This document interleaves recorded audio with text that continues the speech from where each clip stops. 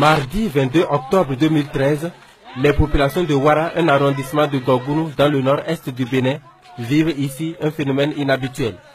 Dame Bignon, portée disparue plusieurs semaines plus tôt, est repêchée par les adeptes du culte Sambani au fond de ses eaux.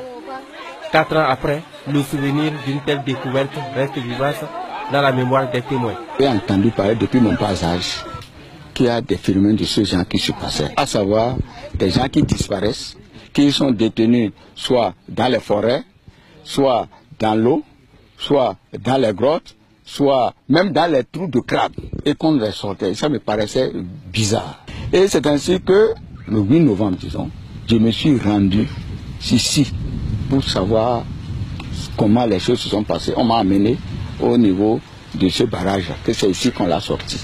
On est passé là où se trouve le grand arbre, là, et c'est là finalement, au bout, là-bas, au fond, là où vous voyez les deux arbres, c'est là qu'on l'a maîtrisé pour pouvoir la faire sortir.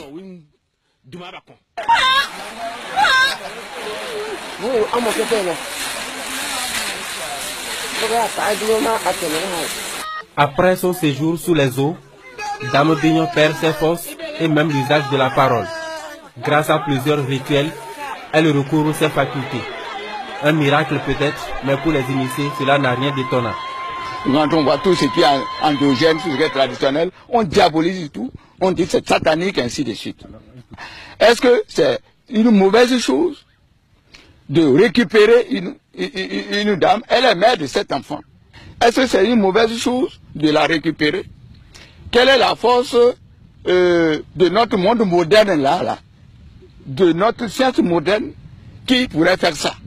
Au lieu de dire c'est satanique, c'est cela, aujourd'hui le téléphone. Est-ce que ce n'est pas une sorte, comment on l'appelle, aussi de sorcellerie? Quand tu parles et que les gens t'entendent de l'autre bout, ça va comment? Après avoir défié la mort, Dame Bignon mène une vie normale entourée de ses 7 enfants.